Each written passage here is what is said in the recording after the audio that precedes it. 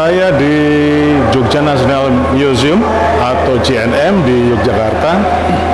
Ini saya di lantai 3 tanggal 5 Mei 2014, hari terakhir pameran Tabon. Ada 3 perupa yang berpameran di sini, masing-masing satu lantai. Pameran, saya kira ini ya seperti pameran tunggal bertiga. Sambal Indratma, kemudian Faisal Kemandobat, dan ini dia Alit Ambara. Saya memulai dari lantai 3 dulu, Alit Ambara. Kita nonton pameran di lantai 3 ini.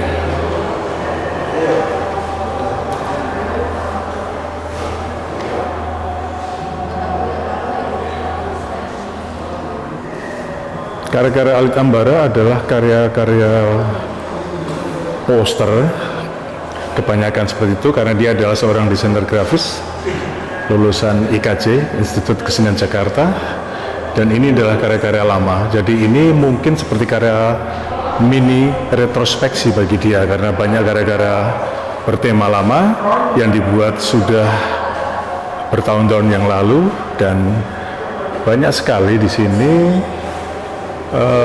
karya-karya dengan tema-tema Orde Baru dengan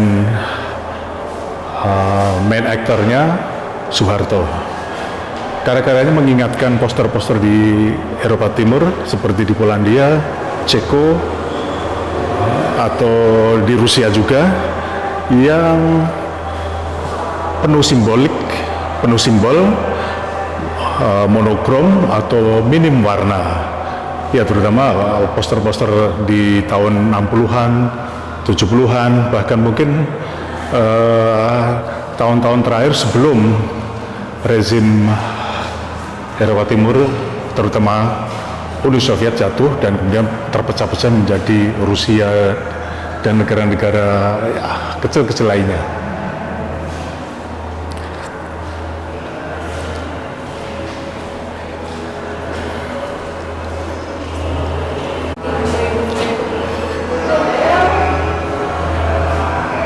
Ada yang menarik, nanti akan kita lihat kostum dari Soeharto dan Jokowi itu memakai topi atau cungkup yang serupa dengan yang dipakai oleh Amangkurat I dari Keraton Surakarta.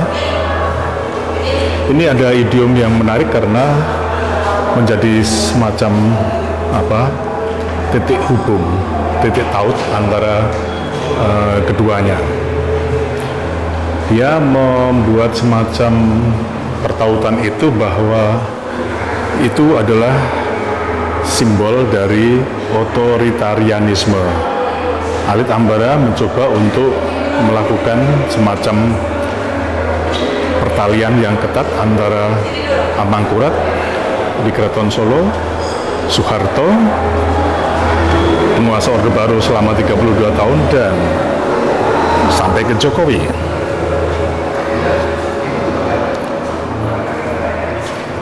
Ini pada ruang yang lebih besar lagi, yang banyak karya yang saya kira juga penuh simbol, tapi ini juga banyak karya-karya yang secara umum menggambarkan tentang tema-tema yang lebih luas lagi, seperti tentang perang. Ini salah satu simbol menarik.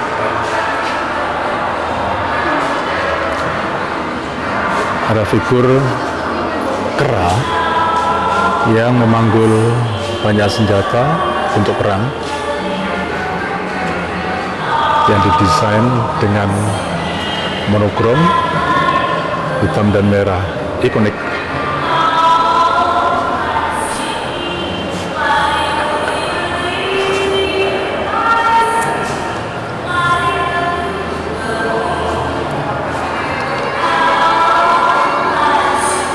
Kemudian ini juga ada tema tentang, ya, kata gestap. Kita mengingatkan tentang zaman PKI ketika 65 sebelum Soeharto kemudian tampil di tampuk kepemimpinan Republik Indonesia.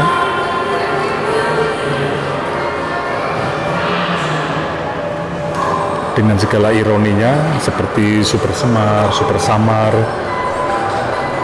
Kemudian ini juga ada yang unik, new face, old faces.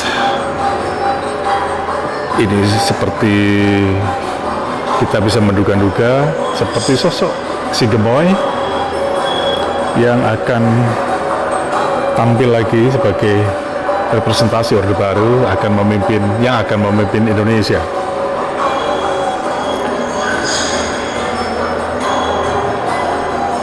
Kemudian kita akan melihat lagi, ini ada satu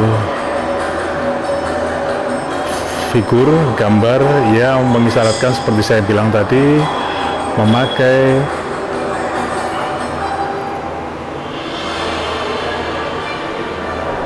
topi atau penutup kepala serupa dengan Soeharto dan jauh sebelumnya Amangkurat I.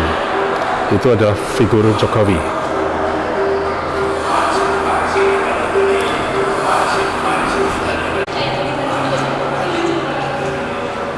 Kita lihat lagi, ada 4 poster desain yang menarik seperti serupa Jokowi, digambarkan seperti menunduk. Ini juga ada siluet Jokowi yang kemudian ada garis mulut, mata yang mengingatkan orang perempuan yang berpayung yang setiap Kamis melakukan ritual acara Kamisan untuk mengenang anak-anak muda yang hilang pada zaman Orde Baru. Dan figur di dalam siluet putih ini ada figur serupa Wiranto yang diduga juga bertanggung jawab, seharusnya bertanggung jawab pada hilangnya anak-anak muda di ujung akhir Orde Baru.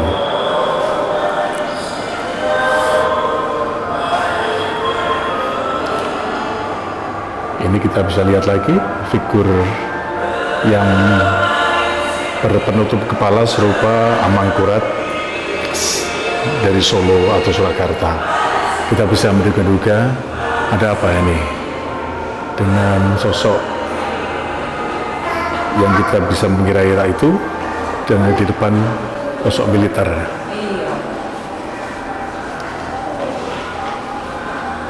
Kita diingatkan figur dan gestur seperti ini seperti gestur sebuah patung karya Rodin dari Perancis, The Tinker. Tapi ternyata The Tinker-nya adalah sosok serupa Jokowi dengan memakai penutup kepala, lagi-lagi serupa penutup kepala Amangkurat dari Surakarta.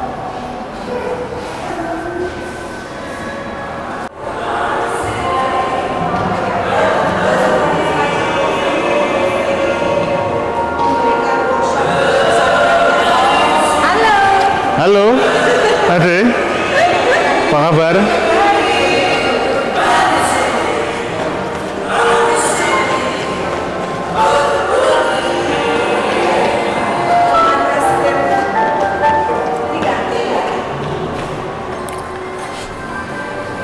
Ini tema yang lama juga tentang Marsinah, seorang perempuan buruh yang terbunuh di Surabaya.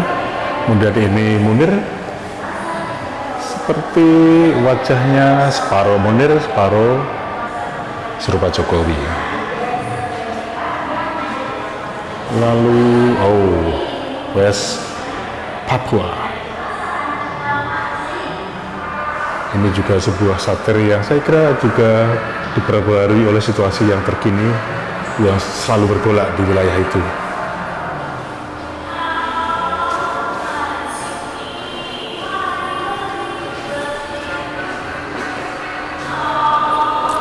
Lagi-lagi ada sesosok yang berhidung Pinocchio dengan topi atau penutup kepala serupa yang dipakai oleh Amangkurat I. Oh.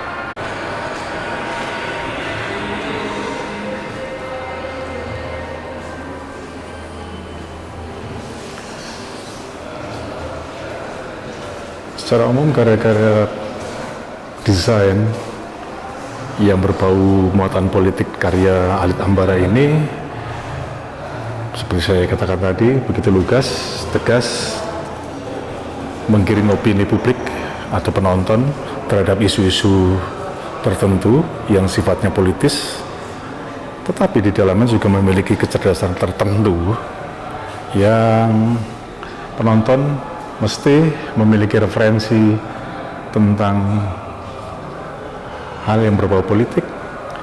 Dan ya, bikin poster seperti ini butuh kecerdasan intelektualitas tertentu, paling tidak punya acuan yang sifatnya bibliogratif, mengacu pada buku, mengacu pada pengetahuan yang lebih luas tentang banyak persoalan.